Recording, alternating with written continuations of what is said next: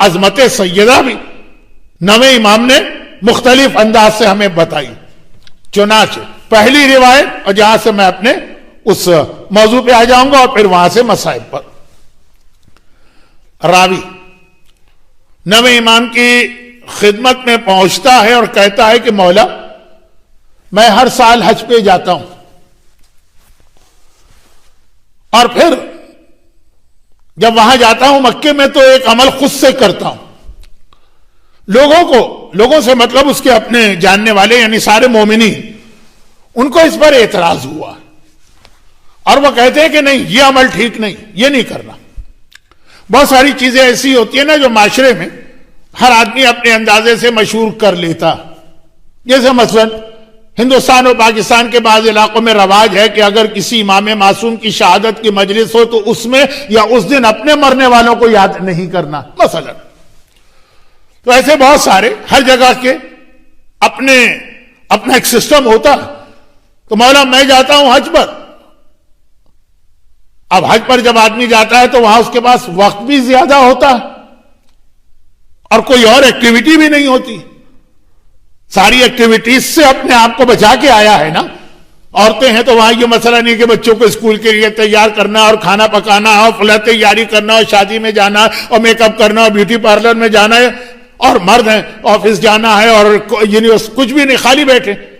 تو عبادت ہی عبادت کرتے ہیں. انتہائی عبادت سے بھاگنے والے بھی وہاں جا کے عبادت کے شوقین بن جاتے ہیں. تو کہتے ہیں میں جاتا ہوں، وقت ہے میرے پاس. اور وہ یہ ہے کہ میں خانہ کعبہ میں کبھی کبھار معصومین کے لیے، آپ کے لیے یا آپ کے والد کے لیے طواف کرتا ہوں. طواف یعنی خانہ کعبہ کے گرد گھومنا، وہ ایک بہت بڑی عبادت ہے.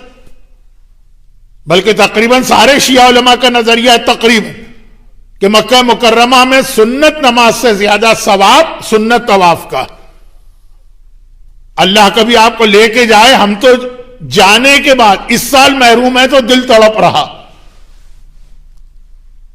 تو جو نہیں گئے ہیں ان کو اتنا اندازہ نہیں ہے، لیکن ایک بار چلے جائیے تو آپ کو وہاں پہ وہ لطف و مزہ آئے گا کہ دنیا کے سارے مزے اس کے آگے ہیچ ہے. پھر نہ کبھی آپ ڈزنی لینڈ جانے کی بات کریں گے، نہ سوئٹزرلینڈ جانے کی بات کریں گے، نہ سنگاپور جانے کی بات کریں گے. مکہ خانہ کعبہ طواف، کیونکہ کل ہی آپ یا آج ہی چند گھنٹے پہلے عید دعو الارض منا کے بیٹھے. عید دعو الارض مکے کی عظمت کی عید.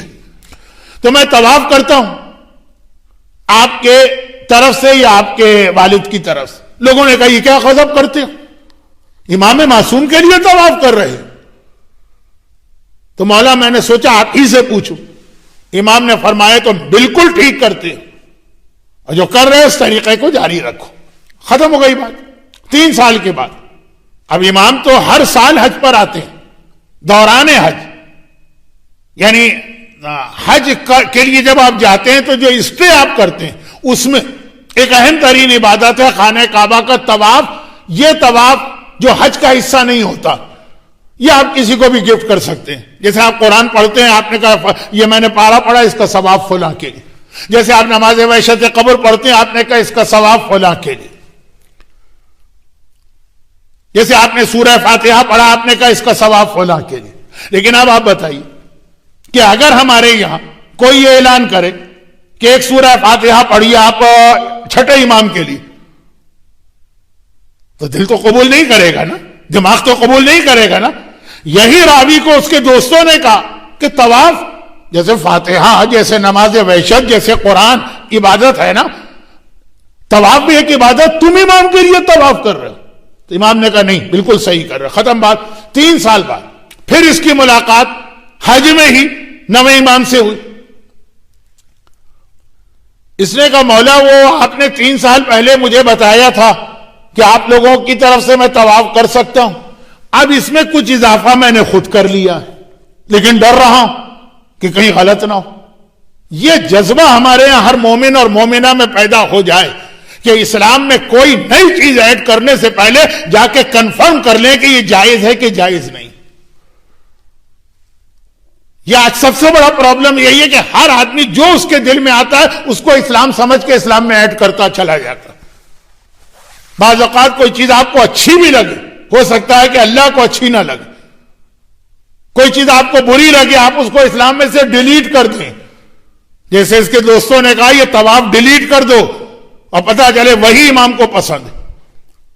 تو خیر، اب یہ بات اسی جملے کو بڑھا کے پوری مجلس الگ سے بنا سکتا ہوں، لیکن وقت نہیں۔ کہا مولا ایک چیز میں نے ایڈ تو کر دی ہے، ڈر بہت رہا ہوں، آپ سے پوچھتا ہوں، اور وہ یہ ہے کہ آپ سے تو میں نے یہ پوچھا تھا آپ کے لیے طواف، اب رسول خدا کو رتبہ تو سب سے بلند ہے نا، میں نے اب طریقہ یہ اختیار کیا ہے جو اس سال پچھلے حج میں، کہ اب میں آتا ہوں، کئی دن کا اسٹے نا، پہلے دن رسول خدا کے لیے طواف کیا، دوسرے دن امام علی کے لیے طواف کیا، تیسرے دن امام حسن کے لیے، 9 دن تک میں نے طواف کیا، 8 امام پلس رسول خدا، 9، 10ویں دن آپ کے لیے طواف کیا جس کی آپ آلریڈی اجازت دے چکے۔ لیکن اب یہ جو میں نے رسول خدا اور امام علی کے لیے طواف کیا 8-9 دن تک، یہ روزانہ ہر 10 دن میرا یہ سٹائل، پھر 10 دن کے بعد دوبارہ سلسلہ شروع۔ امام نے کہا بالکل ٹھیک کرتے ہو، جو تم کر رہے ہو بالکل ٹھیک کرتے ہو۔ کہا میں اس لیے ان کے لیے طواف کرتا ہوں کہ میں نے جو دین اسلام لیا وہ ان کی ولایت والا لیا۔ نویں امام نے کہا تو نے وہی دین لیا ہے جو اللہ نے اپنے بندوں کے لیے منتخب کیا ہے، جو بغیر ولایت کے ہے ہی نہیں۔ اب یہاں سے ولایت سلسلہ حدیث ہے، سلسلہ تو ذہب میں ولایت کا پیغام، لیکن باتیں بہت زیادہ ہو جائیں گی، میں نویں امام پر ہوں۔ کہا بالکل ٹھیک کرتے ہو۔ راوی نے کہا مولا ڈرتے ڈرتے ایک بات اور پوچھ لوں، بات سوال بھی ایسے ہوتے ہیں نا کہ آدمی پوچھنا بھی چاہتا ہے، ڈر بھی لگ رہا ہے۔ آپ کی دادی فاطمہ زہرا عصمت و طہارت کی عظیم منزل، کبھی کبھار میں ان کے لیے بھی طواف کر لیتا ہوں، لیکن ایک ڈر و خوف تو ہوتا ہے نا۔ ایسی معصومہ عالم کے لیے مجھ جیسا گناہگار طواف کرے؟ امام نے کہا ان کے لیے تو روز طواف کیا کرو، اور پھر ایک عجیب جملہ کہا کہ جو باقی تم نے عمل بتائے نا، اس سب سے زیادہ افضل عمل یہ ہے کہ میری دادی فاطمہ کے لیے یہ عبادت کرتے رہو، جس میں امام علی بھی آ گئے، رسول خدا بھی آ گئے۔ کہا یہ جتنا عمل تم کرتے ان سب سے زیادہ میری دادی فاطمہ زہرا وہ حق رکھتی ہیں، اور یہ ان سب سے بڑی عبادت یہ ہوگی۔ ادھر مصائب زہرا پہ آنسو بہانے والا خالی آنسو بہانا نہیں، انتقام کا جذبہ رکھنے والا وہ ہمارا نواں امام ہے۔ ادھر عظمت سیدہ اور فضائل سیدہ کو بیان کرنے والا یہ ہمارا نواں امام۔ لیکن مصائب سیدہ کے حوالے سے ایک جملہ میں اس لیے کہہ دوں کہ آخر مجلس میں تھوڑا سا اس کو آگے بڑھانا ہے، تو بات ابھی آپ کے سامنے تمہید یہاں پہ آ جائے۔ نویں امام نے فرمایا میرا دل چاہتا کہ اپنی دادی پہ ظلم کرنے والوں سے انتقام لوں، انہیں ان کی قبروں سے نکالوں، قبروں سے نکال کے سزا دے کے سمندر میں غرق کر دوں، لیکن پھر یہ انتقام لیا کیوں نہیں؟ کیا نویں امام معاذ اللہ طاقت نہیں رکھتے؟